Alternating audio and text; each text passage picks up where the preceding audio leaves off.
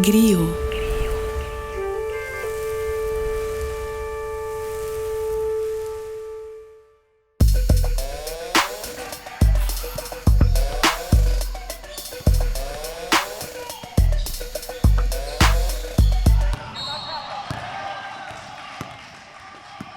Olá, meninos e meninas, estamos no ar e online para mais um episódio do podcast do Massali. Eu sou o Massali, seu host, apresentador, o seu mediador deste Roda Viva Esportivo de baixo custo e trago comigo o mais novo funcionário do Novo Basquete Brasil, Davi Alves.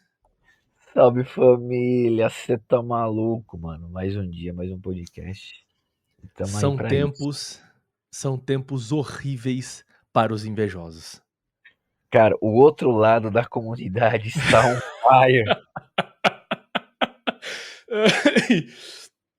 Cara, meus parabéns, Davi. Eu quero fazer isso aqui publicamente, né? Dizer que não conheço ninguém que mereça mais estar em um cargo em uma empresa basquetebolística do que Vossa Senhoria. Muito obrigado, cara. Tamo junto. Dito isso, vamos falar de coisa boa. Vamos falar de coisa boa, finalmente. Russell Westbrook está no Sacramento Kings. Palmas. Mario, mano. Isso aí.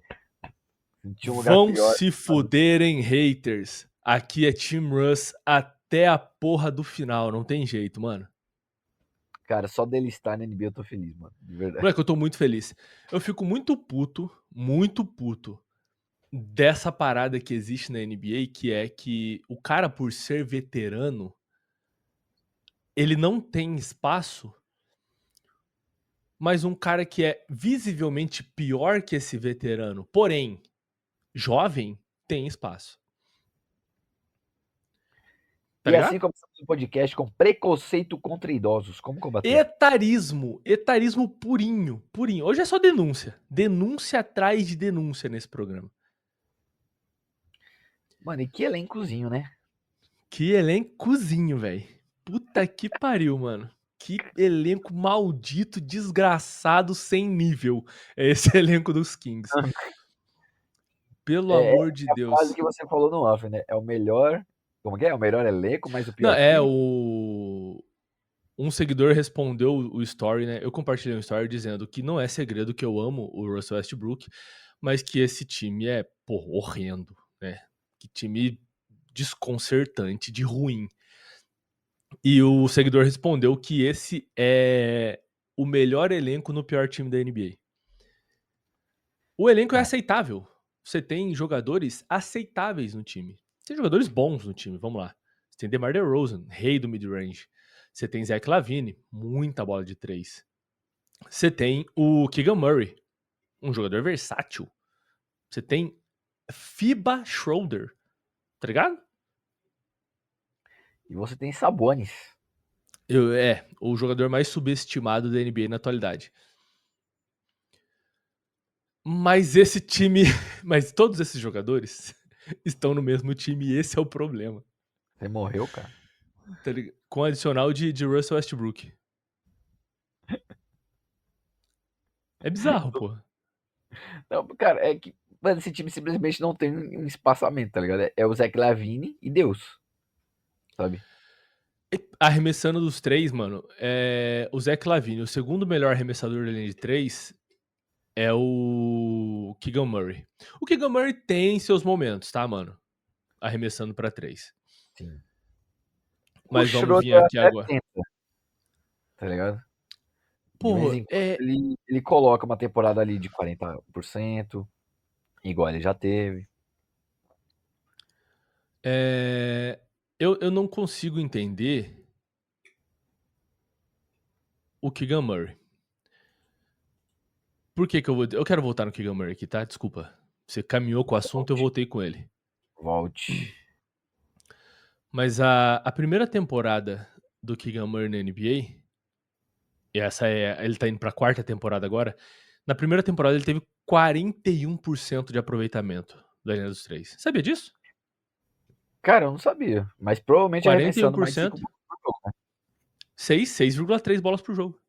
Caramba. 41%. É um bom arremessador, mano. Tipo assim, se aumentar o volume pra 7, 8 bolas dos 3, tá na cabeça aí, tá entre os melhores arremessadores da liga, tá ligado? Com certeza. Na segunda temporada ele baixou esse aproveitamento pra 36% e na última temporada ele baixou pra 34%. O curioso caso de Benjamin Button. É. Tá legal, o maluco tá piorando como arremessador, mano. E provavelmente tendo a maior. Eu não tô vendo, tá? Mas provavelmente tendo a maior minutagem da carreira. Até porque ficou mais experiente, saíram algumas peças, tá ligado? Eu acho que é uma questão toda de encaixe, né? Esse time Sim. mudou muito. Também se você ter um bom arremesso e o elenco seguir mudando temporada após temporada é uma parada meio difícil. Enfim, Sacramento Kings. Não tem muito o que falar sobre os Kings, além de que são uma franquia horrível. Esse é um dos piores elencos dos Kings nos últimos anos, e isso diz muito sobre esse elenco. Um dos piores elencos em relação à organização e encaixe.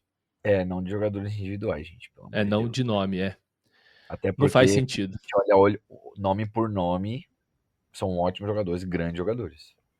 Se tivesse um em cada time diferente. Primeiramente, mano, os caras olharam pra experiência DeMar DeRozan, Zach LaVine, que não deu certo nos Bulls, e falaram: vamos fazer igual, só que na nossa franquia, que é pior e mais desorganizada? Sim. E ó, eu vi uma fala do DeMar DeRozan falando que eles só não deram certo porque o Lonzo Ball se machucou. Mas você lembra, mano, como é que tava esse time dos Bulls quando o Lonzo e o Caruso estavam jogando? Cara, eu Juntos, né? lembro que eu gostava de ver ele jogar. Tipo assim, tava um time interessantíssimo. Não, mano, eu tava assistindo. Eu tava assistindo real esse time dos Bulls. A gente acho que comentou em algum episódio de podcast aqui, meu Deus. Esse podcast tinha nem esse nome. Ah, tinha outro nome, verdade. Eu acho que há 2 nomes atrás nesse podcast, a gente comentou sobre como a Mas, defesa dos Bulls estava sim, funcional. Porque tinha Lonzo Ball fazendo uma defesa na bola, enquanto o Caruso ficava off-ball, e vice-versa. E como essas coisas estavam funcionando bem, com, né, o esforço defensivo ali do DeMar DeRozan, com a capacidade de lateralidade do Zach LaVine, que, pô, não são bons defensores, nossa, como defendem, mas estão ali, tá ligado? sim. E tava funcionando, mano. Porra, agora o Lonzo, é muito bizarro pensar que um time não deu certo porque Lonzo Ball se lesionou. Mas foi o que aconteceu. E pensar que agora um time vai ser campeão por causa dele nessa temporada, né? É coisa de louco, né? Calma, pensar que um time vai ser campeão por causa do Lonzo Ball? O gigante de Cleveland, cara. Pô, moleque, eu jurava que eu tinha entendido errado o que você tava falando. Vai tomar no seu rabo, mano. O cara simplesmente dropou essa, velho. Caralho. Entenda, qualquer ligação com Cleveland Cavaliers que eu encontrar no podcast, eu vou citar. É tipo eu tentando trazer o Ben Simmons pra todo episódio. Inclusive, no último episódio, eu não citei o nome de Ben Simmons. Você acredita, mano? Acabou de citar. Não, no último episódio. Ah, não, no último foi realmente. É porque o último foi qualidade, né? Eu não citei nenhuma vez o nome do Ben Simmons, mano. Fiquei Que doido. transtornado com isso, mas tudo bem. Aí hoje, você deu a deixa e eu tive que trazer o nome deste grandioso jogador, né? O nosso próximo Magic Johnson, o nosso próximo LeBron James, Ben Simmons. Saudades. Muita saudade, velho. Não no meu time, mas saudades. Eu acho que vai dar 10 minutos de programa e a gente tá falando dos Kings. Vamos entrar na pauta desse programa? É, porque é muito mais interessante e muito boa. Até porque a gente vai É, defender o indefensável para muita gente. a gente vai defender o indefensável hoje. Joel Embiid. E por que ele não é um jogador ruim como você pensa? Não você, Davi Alves, mas você, o fã médio de NBA. Eu não sei se fãs médios da NBA escutam o nosso programa, sabia? Cara, eu acho que não, sendo sincero.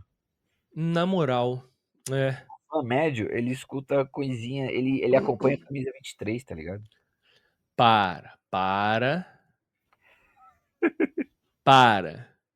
Eu não quero ser processado. Eu não tenho dinheiro e eles estão Sabe por precisando. quê? Os caras estão sendo processados por todo mundo. Ai, meu Deus, por que que eu tô fazendo isso com a minha vida, cara? Enfim, vamos entrar na pauta aqui, porra. Eu tenho um conhecimento vasto em Joel Embiid, né? Em Philadelphia 76ers. Qual que é Mas o eu sou assim, pós-graduado em Joel Embiid, mano. Muito bom. É, até porque você acompanhou a carreira inteira do cara, assim, de perto, né? É, papo de futuro, assim, tipo, porra, bagulho. Eu sei quantos dreadzinhos vão se formando no cabelo dele ao longo da temporada, esse tipo de coisa. Bom, E existe uma máxima na criação de conteúdos que é, porra, você tá sem pauta, você faz o quê? fala mal do Joel Embiid. Fala mal do Embiid, mano, as pessoas vão concordar com você. E a Sim, gente, como tá muito sem pauta, a gente falou, caralho, e se a gente falar bem do Embiid? Porra, todo mundo vai comentar, tá ligado? exatamente. Porque todo mundo odeia o Embiid. Everybody hates Embiid. Porra, que é cultura, não tem jeito. É, quem não pegou a referência, se mata. Não, Brincadeira. cara, que isso, cara? Não, cara, faz isso não, faz isso não. A gente não pode gravar de manhã, mano. Não A pode, gente não velho, não pode pode. gravar de manhã. Você fica estranho. É que eu tô com a energia inteira. Quando a gente grava de noite, eu tô normalmente voltando do boxe, tá ligado? Aí eu tô mais. Boa, perfeito. Diferentemente do que pensam, Davi, os defeitos de Joel Embiid não são a personalidade dele e a extrema capacidade de cavar faltas. Se você me permite, eu queria começar esse programa citando os reais defeitos de Joel Embiid. City. Joel Embiid não é um bom criador de jogadas, por mais óbvio que pareça. Realmente, não é mesmo. Ele não é um bom passador, apesar de atacar como um ala. Sim, Tá sim. ligado? Porque não dá pra cobrar uma qualidade de passe de um pivô tão grande e tal, mas ele ataca como um ala. Então, talvez ele pudesse ter uma melhor qualidade de passe. Ninguém é Nikola Jokic, né? Só o Jokic. Então, Exatamente, só o Jokic é o Jokic e, sei lá, Şengün e Sabonis na é, NBA são bons pivôs passadores, tá ligado? exatamente. E uma qualidade negativa de Joel Embiid, qualidade negativa é foda, né? Mas enfim, vocês entenderam o que eu quis dizer. Pariu. E uma característica negativa de Joel Embiid é que ele impacta o time negativamente em rebotes ofensivos. Você sabia disso? Não sabia disso. Você fala mais pro tamanho dele e ele pegar pouco, é isso? Não, numericamente. Caramba. O time do 76ers pega, em média, 7 rebotes a menos. 7 rebotes ofensivos a menos a cada 100 posses com o Joel Embiid em quadra. Ô, louco. É, pois é.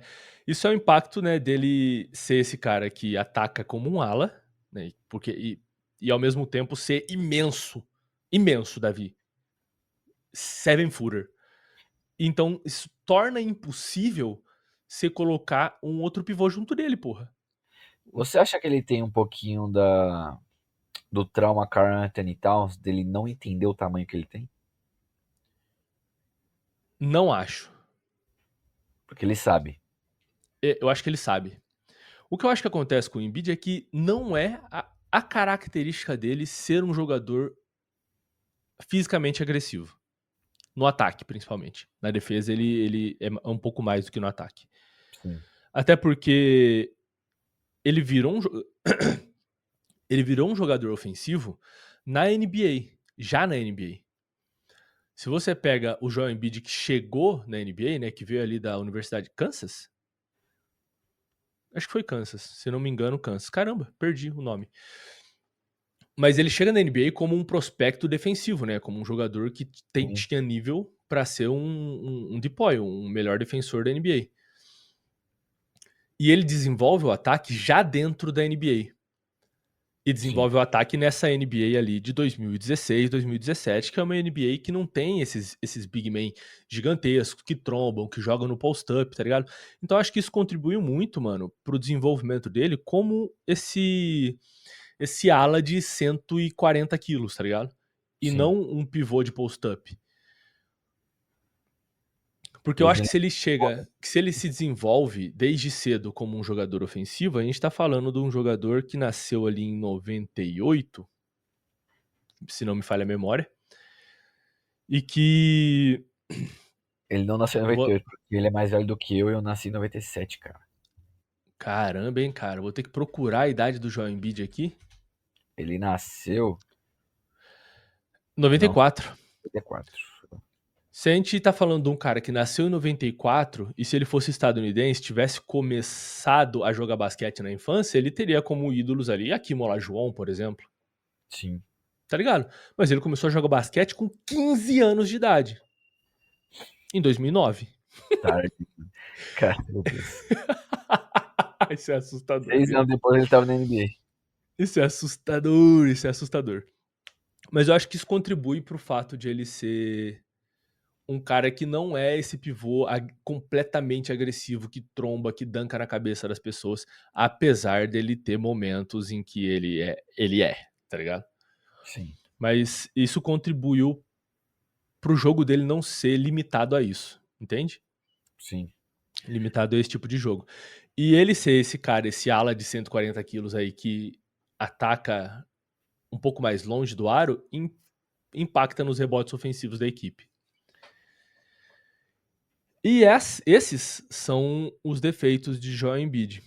É ser esse cara muito alto, que não tromba em todo mundo, que não briga por rebotes ofensivos na tábua, e que é esse ala muito, muito, muito grande, tá ligado? E eu queria, inclusive, Davi, citar aqui jogadores que são mais baixos que Joel Embiid, pra gente ter uma noçãozinha do tamanho do homem.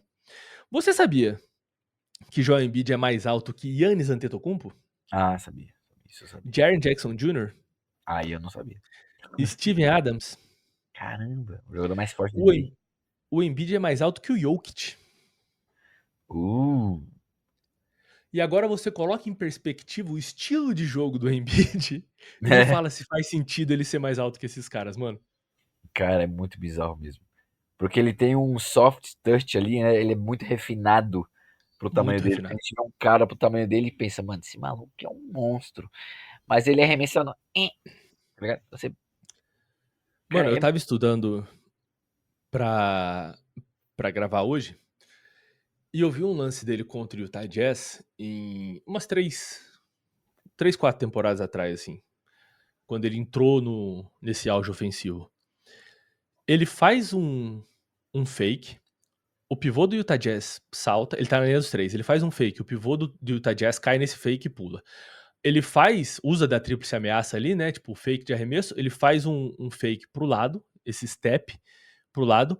O jogador do Jazz, assim que cai no chão, vai pro lado pra tentar recuperar. E ele dá um step back pra trás e arremessa dos três. Eu falei, velho, Ah, não, cara. um jogador de 2,13 acabou de usar uma tríplice ameaça pra fazer um step back e arremessar dos três. Que porra é essa que eu tô vendo, mano? Não faz Cara, o menor sentido isso que eu tô vendo. não, e tanto que, pra mim, o pior mismatch pra ele são jogadores exatamente agressivos defensivamente. Que conseguem bater de frente a nível, tipo, a nível físico dele. Por exemplo, eu consigo enxergar o Anthony Davis piorando um pouquinho a produção do Embiid. Consigo, até porque o Anthony Davis é um dos melhores defensores da história. Só que Da eu acho que, história. por exemplo, o Yannis, ele é muito agressivo e muito físico. E eu já vi o Embiid sofrer na mão do Yannis, tá ligado? Mesmo ele sendo maior e mais pesado. Mano, você quer que eu te diga quem é o inimigo mortal de Joel Embiid? Patrick Beverly, Al Horford. grande Al Horford. Eu não sei o que acontece. O Al Horford, vira o melhor... Ele vira o Bill Russell contra o Joel Embiid. Tipo assim, o Embiid não consegue, ele não tem ferramentas pra atacar contra o Al Horford, mano. E assim, estamos falando do Al Horford velho. Sim, nem é o Historicamente, Horford. estamos falando do Al Horford já depois dos 32, tá ligado? Sim. É, é muito bizarro o quanto o Embiid não tem ferramenta, eu acho que é o termo. Eu acho que estamos falando do Al Horford depois dos 34, na verdade. Que Provavelmente. pra mim, mano, é um Al Horford que é melhor defensivamente do que o Sim. jovem Al Horford do Atlanta Hawks ali. É, porque pediam. O jogo pedia outra coisa, né? O time dele pedia mais isso na época. Mano, Al Horford entra no hall de jogadores de pivôs que reinventaram o próprio jogo pra permanecer na NBA? Com certeza. E pra mim, quem lidera isso aí é o Brook Lopes. Eu, né, compartilhei essa semana que, tipo, o que esse cara mudou pra se adaptar à evolução do jogo, o Brook Lopes, é bizarro, mano. Mano, ele não tinha uma bola de 3 nas primeiras 9 temporadas dele, né? Alguma coisa assim. Acho que ele converteu 3, 7, menos de 8 bolas dos 3 nas primeiras temporadas. Olha isso aí. Pô, não faz o menor sentido, mano. E ele tem mais de 1.000 bolas dos 3 pontos nas últimas 9 temporadas da carreira. Mais de 1.000. Ô, cara, que isso, cara. Assustador, velho. É uma definição de adaptação, né? Toma. É a definição de adaptação, mano. A gente precisa fazer um programa sobre esses jogadores que se adaptaram pra permanecer na NBA e falar um pouco de Rudy Gobert nesse programa, inclusive. Sim.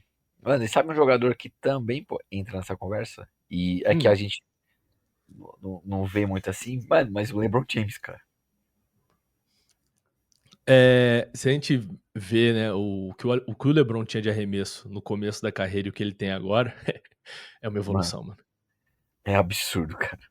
É uma evolução. Ah, o jogo tá pedindo isso? Tá tudo bem. Me dá uma temporada, 2. O cara é atemporal, né, mano? Sim. Enfim, puxando o fio de volta, os defeitos de Joel Embiid foram citados. E ser um jogador que vai muito pra linha dos lances livres, que cava faltas, né? O Joel Embiid cava faltas. Isso não Sim. é mentira. Ser sincero, né? Esse não é um defeito do Joel Embiid. Você pode não gostar, você pode achar que o jogo fica feio, mas várias coisas deixam um jogo horrível. E eu não vejo pessoas reclamando. O jogador que não sabe fazer uma rotação, o jogador que não sabe ajudar, ajuda na defesa, deixa o jogo horrível. Tá ligado? Mas isso é menos visível a olho nu. Você tem que ter uma visão mais focada pra observar essas coisas. Então, muitas coisas deixam o jogo de basquete feio e eu detesto algumas coisas. Eu detesto ver o Trae Young defendendo, eu detesto ver o Luka Doncic defendendo, isso deixa o jogo horrível. Pra mim, isso deixa o jogo mais feio do que cavar a falta. Tá ligado? Sim. Onde eu quero chegar é, todos os jogadores que historicamente vão muito pra linha de lance livre, e eu falei com você isso durante essa semana, Davi, eles são jogadores necessariamente extremamente eficientes perto do ar e na meia distância. Historicamente, mano. O Shaq, em todos os anos que ele liderou a liga em lances livres, e foram vários, ele teve aproveitamentos de arremessos de quadra, eu ia falar de 2 pontos, né, mas o Shaq praticamente não É. chutou dos 3, ele tem uma bola de 3 na carreira.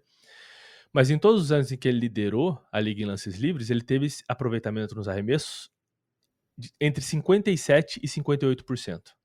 Moleque, que absurdo. Pouca coisa. O James Harden, nos 3 anos que ele liderou a liga em pontos, ele também liderou a liga em lances livres. E ele teve aproveitamento nos arremessos de 2 pontos entre 53% e 55%. São questões diferentes? Sim, as pessoas faziam falta propositalmente no Shaq porque ele era um arremessador ruim. E por isso ele liderou a liga em lances livres por tanto tempo. E o Harden cavava essas faltas. Mas necessariamente esses jogadores sofriam faltas porque eles eram letais perto do aro, mano. O Sim. Shaq, porque compensava mandar ele pra linha de lance livre, onde ele tinha um aproveitamento pior que 57% e 58%, que é assustador. O Harden, porque as pessoas se preocupavam, os defensores se preocupavam tanto em marcar ele, que ele tinha a possibilidade de cavar faltas. Porque se é um cara horrível definido perto do aro, se é um cara horrível de meia distância, ele não necessita que a defesa esteja colada nele. E se a defesa não tá colada nesse jogador, ele não consegue cavar faltas. Tá ligado? Uhum. O Giannis liderou a liga em lance livre nos 3 últimos anos, nas 3 últimas temporadas, mano. E nessas 3 últimas temporadas, ele tem, respectivamente, os aproveitamentos de 2 pontos de 59%, 64% e 62%. Puta que pariu. O Giannis é ridículo demais, mano. E esse 59 dele é 59,6, tá? Então, praticamente, nas últimas 3 temporadas, 60% de aproveitamento em arremessos de 2 pontos. O Luka já teve uma temporada com 10,5 lances livres tentados por partida, a maior marca da carreira dele. E essa foi a temporada onde ele teve o melhor aproveitamento de 2 pontos da carreira, 58,8%. Entende a correlação? Uma coisa leva a outra, não tem jeito. Uma coisa leva a outra. Quando um jogador é letal perto do aro, dentro do garrafão, em arremesso de meia distância, ele vai muito para a linha de lance livre. Independente de como eles vão para a linha de lance livre, eles só têm esse volume, eles só têm essa possibilidade, porque eles são jogadores que são perigosos no garrafão e perto do aro. E tá tudo bem, tá ligado? Com isso tirado do caminho, Davi, eu acho que dá pra gente falar sobre as qualidades de Joel Embiid. Eu acho que as pessoas não estão preparadas para as qualidades de Joel Embiid. Eu tenho certeza que elas não estão. A saúde dele é um problema, né, mano? Até porque ele chegou na NBA e as 2 primeiras temporadas ele não jogou por causa de lesões, né? Então a gente tem aí o Joel Embiid com 9 temporadas. É isso, 9 temporadas? Isso. 9 E temporadas.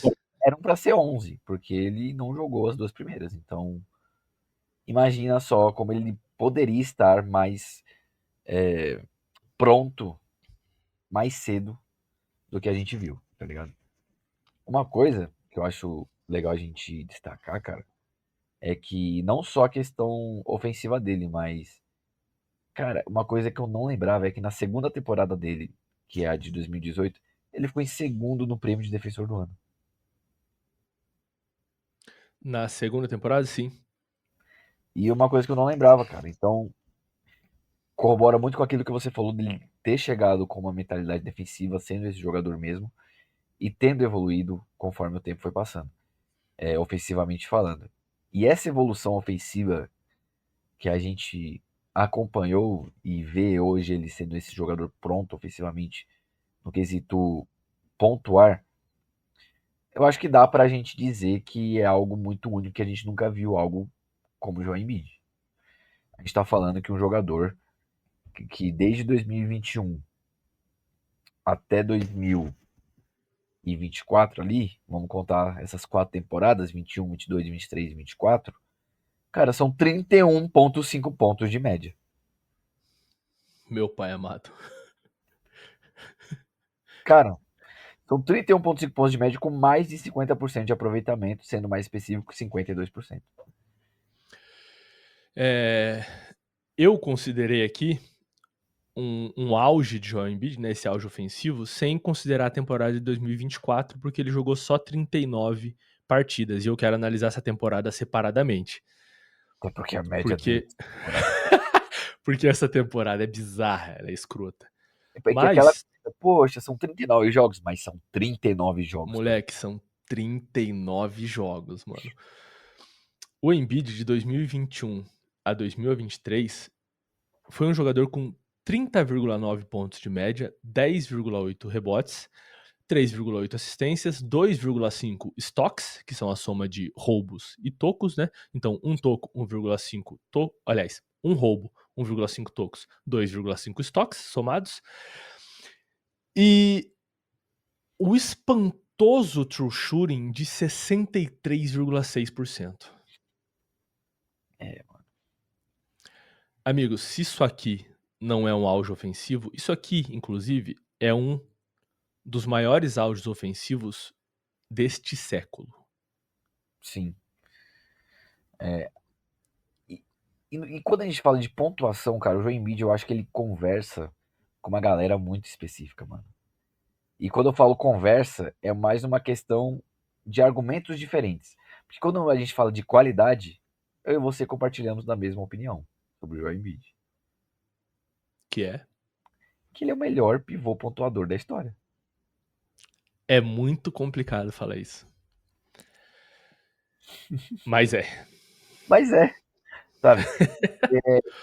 Cara, o que eu peço pra quem tá ouvindo é, cara, tenta tirar as narrativas, tudo que você acha do Joel Embiid. Tenta tirar isso. A gente tá falando de habilidade técnica de pontuação. A gente tá falando de É. versatilidade, a gente tá falando de como ele faz isso, sabe? De questão de volume relacionado à eficiência.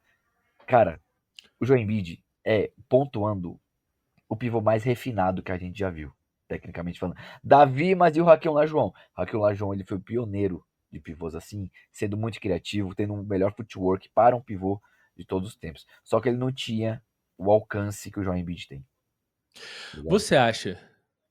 Eu gosto do argumento da era, né? O Hakeem Olajuwon era muito à frente do tempo, da era dele. Sim. Você acha que o Hakeem ele foi mais espantoso para a época dele ou que o Embiid é mais espantoso para essa época dele? Ah, eu acho que o Hakeem foi mais despontoso para a época dele, Eu também. Eu tá também. ligado? Porque a NBA não conhecia algo como o Hakeem. A gente já conhece algo como o Embiid, em parte, que é o próprio Hakeem, tá ligado? Que são pivôs Uhum. mais técnicos e não tão agressivos fisicamente. O Hakeem Olajuwon, ele tinha um toque muito refinado tecnicamente, sabe? Tanto que até ele treina jogadores hoje. O Ibanyama tava treinando com o Hakeem Olajuwon essa off-season, tá ligado? É. O jogo de pés do Hakeem Olajuwon É uma coisa de louco, cara. Uma é coisa de louco. muito, é assim, é sabe o que as pessoas falam sobre o Paul George hoje? Que ele é um smooth player, que é muito Sim. suave, que é muito natural, tá ligado? Eu acho que é o seguinte, pensa se o Kyrie ou o Shai fossem pivôs, tá Nossa, ligado? é isso aí. Se eles tivessem, esse é o jogo de pés de Hakeem Olajuwon, mano. Exatamente. Pô, e é porque quando a gente. Vamos pensar com a cabeça dos anos 80 e 90. Quais são os pivôs que a gente conhecia? Pô, Bill Russell, Will Chamberlain, Kareem Abdul-Jabbar, Mark Eaton, tá ligado? Essa galera que, mano, era reboteira, defensiva e conseguia pontuar tendo uma jogada muito imparável ou sendo fisicamente muito superior. Hakeem Olajuwon, mano, ele chegou e falou, não, calma aí, mas por que a gente não pode ser técnico? Por que a gente não pode ser criativo?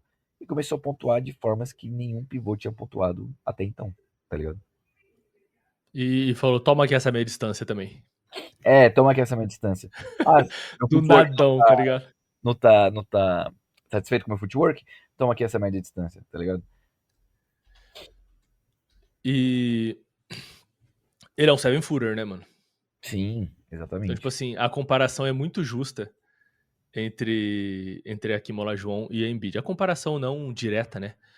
Mas essa comparação de eras. Então, tipo, o Hakeem foi um seven footer, né? Um jogador de 2,13.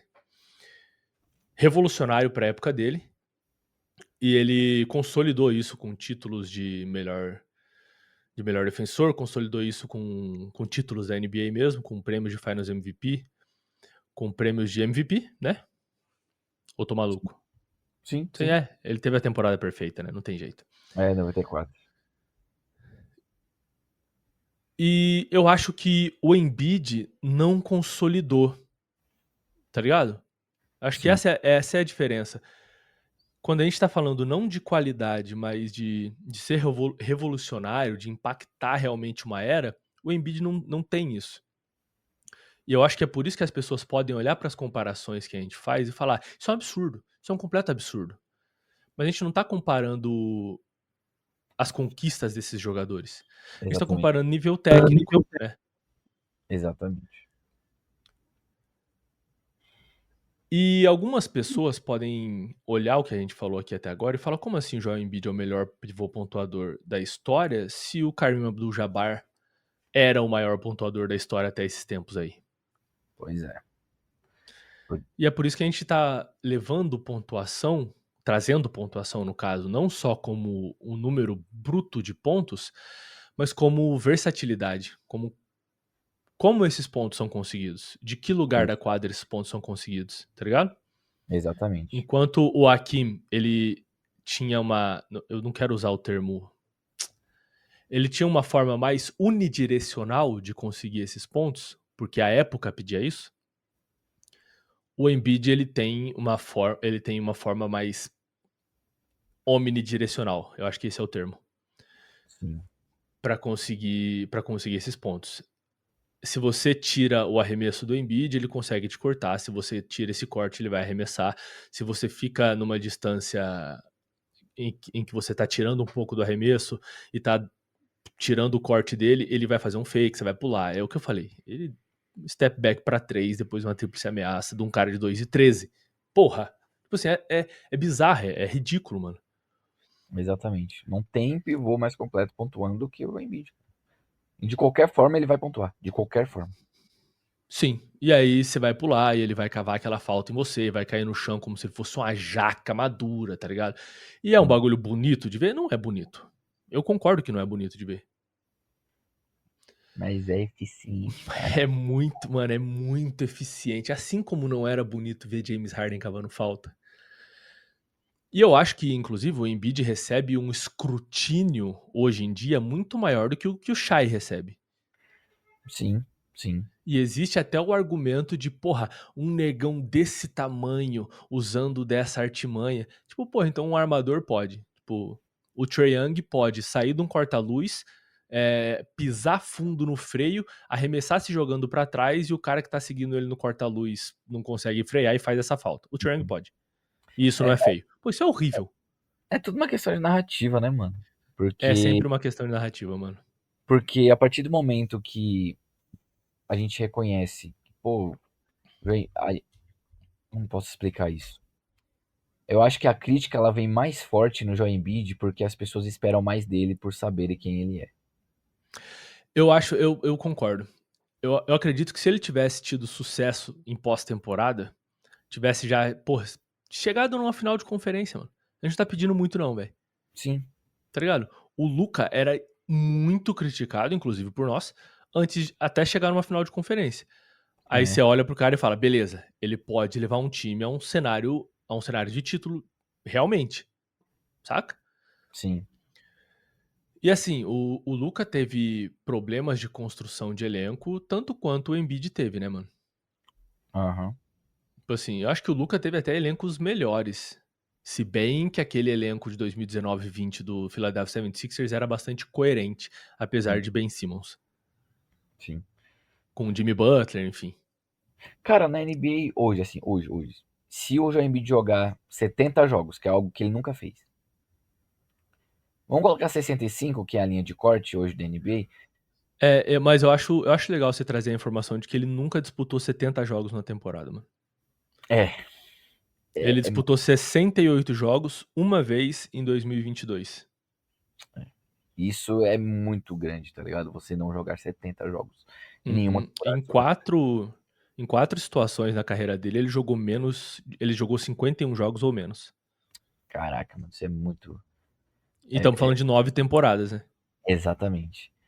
E digamos que ele jogue 65, que é a linha de corte. A gente sabe que não existem cinco melhores jogadores do que ele, tá ligado? Embiid saudável com 65 jogos na temporada não existe. Não Cinco existe. melhores jogadores.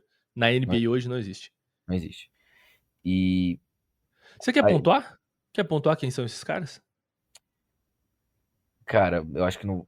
Eu acho que eu vou tomar um pouco de hate, mas é isso, tá ligado? Eu acho que assim, com um Embiid saudável, Jokic Giannis, o Jokic e o Giannis são melhores que o Embiid. só isso. O Shai, Não. você acha que o Shai não é melhor que o Embiid? Não, mano.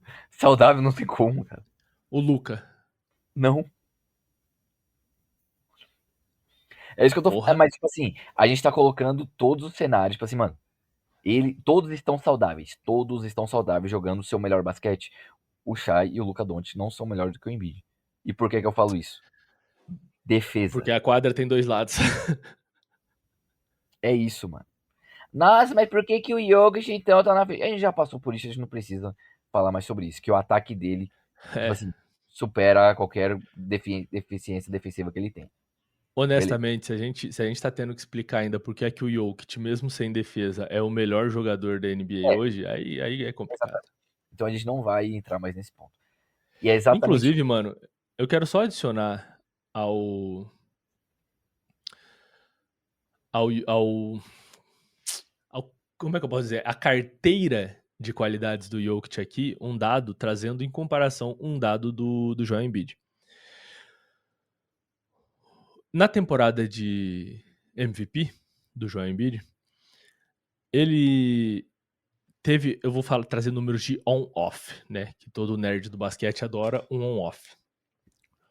Mas com o Embiid em quadra, o Philadelphia 76ers fazia 121,2 pontos a cada 100 posses. Muita coisa. Sim. Sem ele em quadra, o Philadelphia fazia 115,2. Uma diferença de 6 pontos. Com o Embiid em quadra, o Philadelphia 76ers sofria 112 pontos a cada 100 posses. Uhum. Sem ele, sofria 116,3.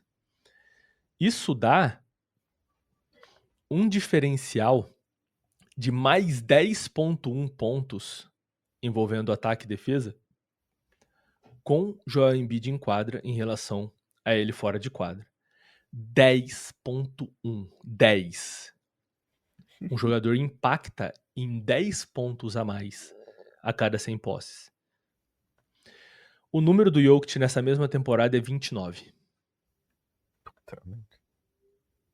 29. Ai, que bagulho escroto, mano. É Que muito bagulho escroto, velho. escroto, mano. Que isso, mano. Que loucura. Enfim. Ai, Ô, meu Deus. moleque, não faz o menor. E é por isso que o Jokic, mesmo sem ter uma defesa, é um jogador melhor que o Joel Embiid, mesmo com o Joel Embiid saudável jogando o seu melhor basquete, tá ligado? Tá ligado? Não precisamos explicar isso. Não precisamos. Cara, ele é muito ridículo, mano. O Jokic é ridículo, mano. É ridículo. Me dá raiva, mano. Eu não consigo, não existe mais argumentos que a gente possa trazer, mano. A não ser essas comparações. Citar jogadores muito bons e falar, e o Jokic é tanto. É, E ele vai estar exata- acima sempre. exatamente.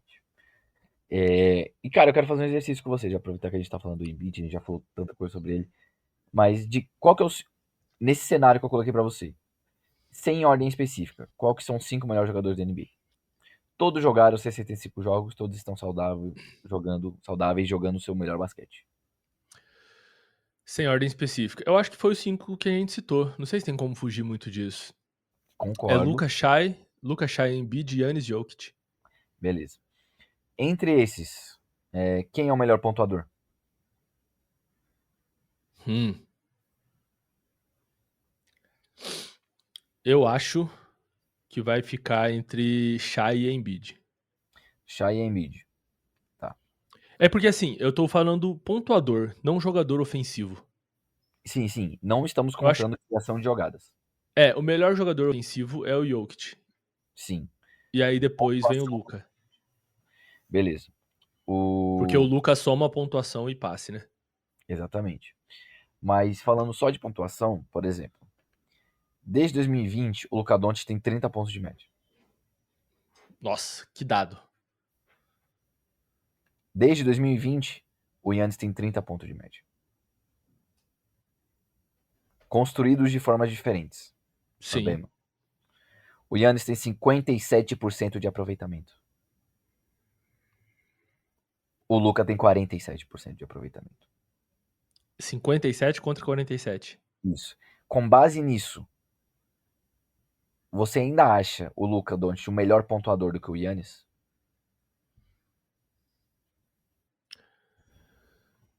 Acho. Pela forma que ele consegue isso? É. Eu acho porque é a questão de ser unidirecional ou omnidirecional. Entendi. Então, o melhor É, é pontuador porque é porque é continua porque sendo o Luka. a gente tem que analisar contexto, né, mano? Sim, Se se um jogador grande é que você acha que um cara vai sofrer mais pra marcar o Giannis ou pra marcar o Luka?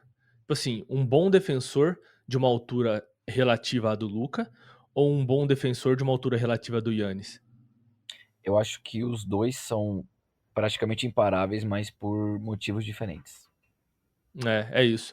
Eu acho que você tem que estar muito mais. É que contra o Giannis, você vai pensar o seguinte: eu vou tirar a linha de corte e aí ele vai passar por cima de você, Sim, tá ligado? sim. Contra o Luka, você vai ficar. Ele fez um fake, ele deu um step back, agora ele vai girar, agora ele vai. Tá ligado? Tipo, é horrível defender esse cara. Eu não sei se isso tá dentro do que a gente vai entender como pontuador.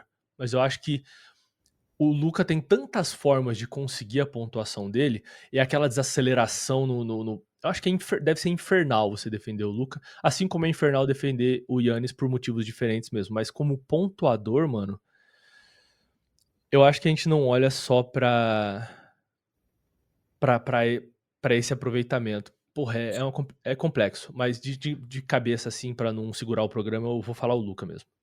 Tá, então o Luka é o melhor pontuador, depois o Embiid. Eu acho que fica entre os dois, Beleza. Então, porque o Embiid, e dadas as proporções, ele vai pontuar de tantas áreas quanto o Luka pontua, não das mesmas formas, mas de tantas regiões, em tantos níveis quanto o Luka pontua, só que com 2,13. entendi. E aí vira um inferno defender isso. Então, ó, o melhor criador de jogadas, o Jokic. O melhor Uhum, pontuador, o Doncic. O melhor defensor, o Giannis. uhum. Consegue pensar em alguma outra estatística que dá pra pontuar, tipo assim, o melhor nesse quesito? Pra envolver esses outros caras, como o Pra Shai, envolver. como. Isso. O Shai é o melhor em alguma coisa desses cinco?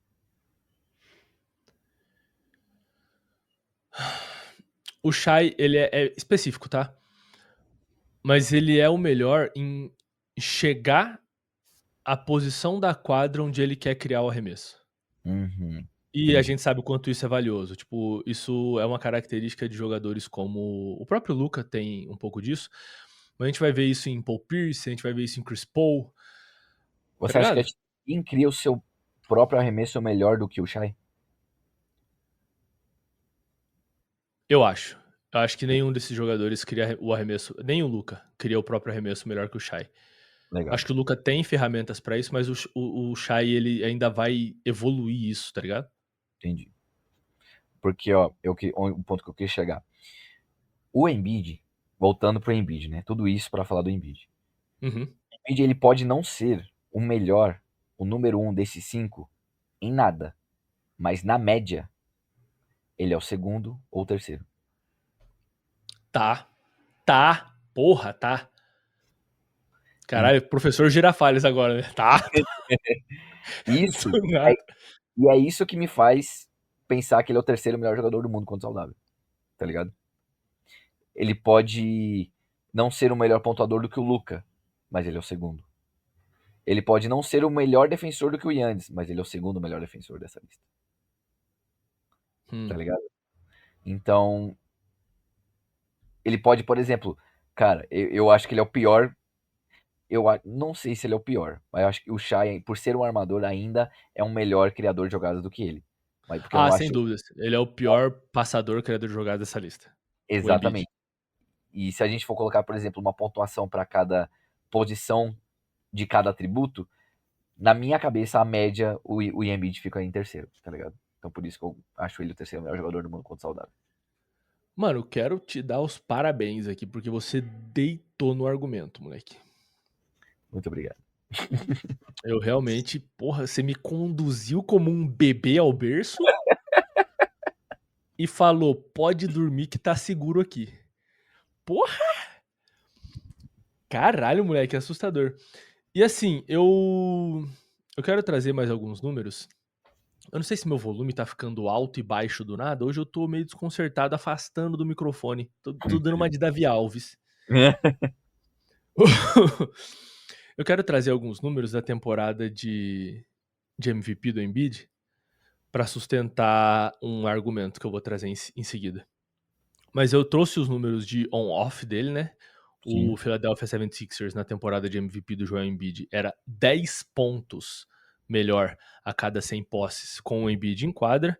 E nessa temporada ele teve 33,1 pontos, 10,2 rebotes, 4,2 assistências e 2,7 stocks, né? Novamente, roubos e tocos somados.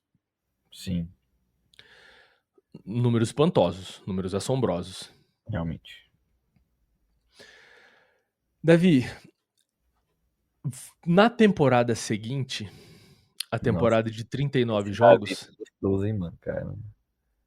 essa temporada de 39 jogos, o Embiid teve 34,7 pontos, 11 rebotes, 5,6 assistências, Toma. 2,9 stocks,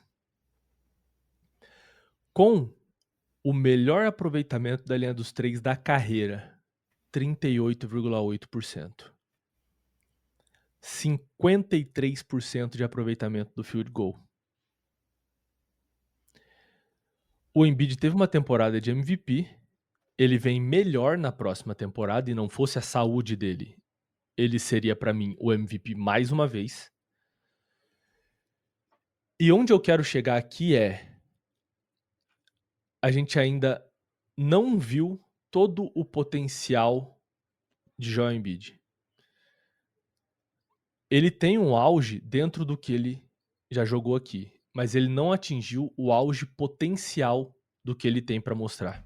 Sim. Se a saúde dele permitir, a gente ainda vai ver um Joel Embiid melhor do que a gente já viu. E esses números que eu trouxe aqui, eles são ridículos. Você pensar que um jogador pode ser melhor que isso, é ridículo. É, e a gente pensa, pô, em qual área que ele pode melhorar? Talvez na criação de jogadas, na tomada de decisão, tá ligado? Cara, quando o Nick Nurse chega no 76ers, o Embiid já tem uma melhora em relação às assistências dele. A gente tem o Nick Nurse chegando na temporada de 2022? 2022, eu acredito. E o Embiid sai de 2,8 assistências para 4,2. Esse momento um Mantém, pouquinho. mantém 4,2 na próxima temporada, que é quando ele é MVP, e 5,6 nessa temporada de 39 jogos. O que mostra também que o esquema tático no qual o Joel Embiid está inserido influencia na capacidade de criação de jogadas dele. E isso faz muito sentido, visto que ele é um jogador deste tamanho. Ele precisa ter essa criação de jogadas facilitada, visto que muitos ataques do 76ers se iniciam com ele, beleza? Beleza.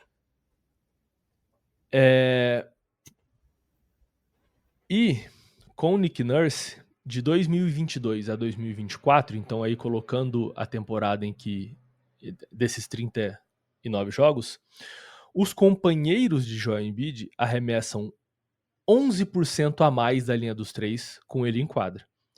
Então, com o Embiid em quadra, a frequência de arremessos aumenta em 11% da linha dos três. E o aproveitamento do arremesso desses companheiros também aumenta em 5%. 5%.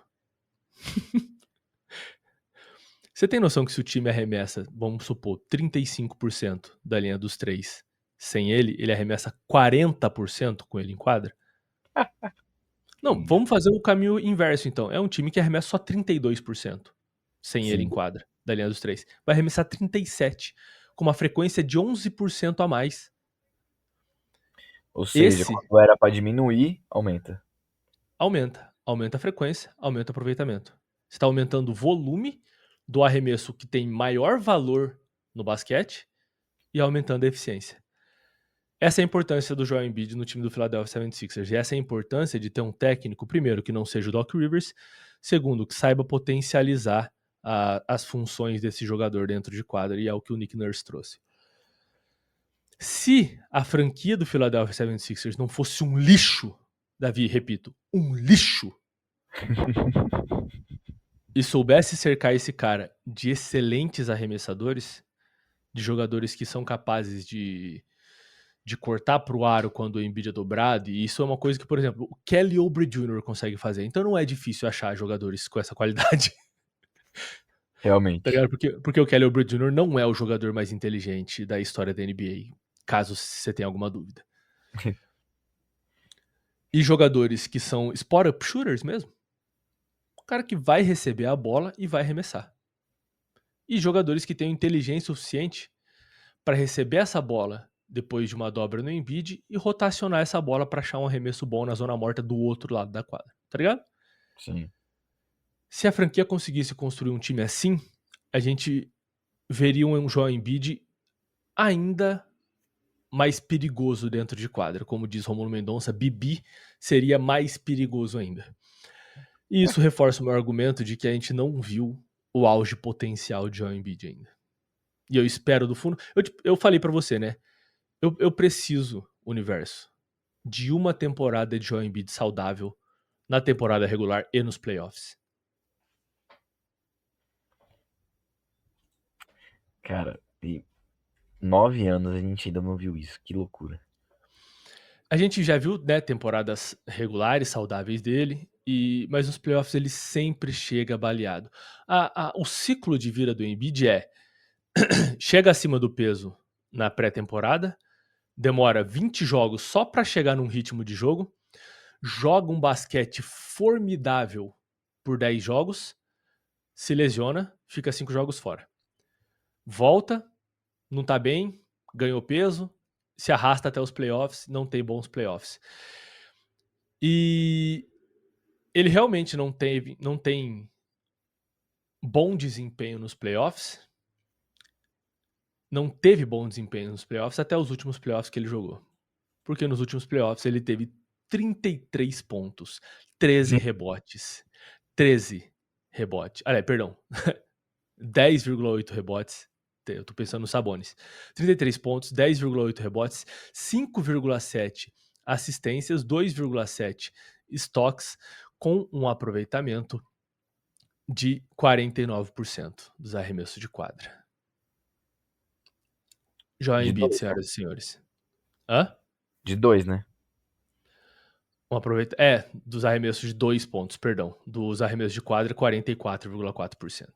Até porque ele precisou forçar, porque esse time era uma desgraça. Enfim.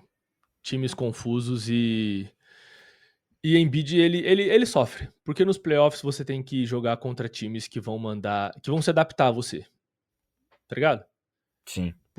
Então, se você não for um jogador que sai bem dessas adaptações, como são, por exemplo, LeBron James, né? Não quero citar homens ridículos aqui, mas jogadores que têm melhoras nos playoffs.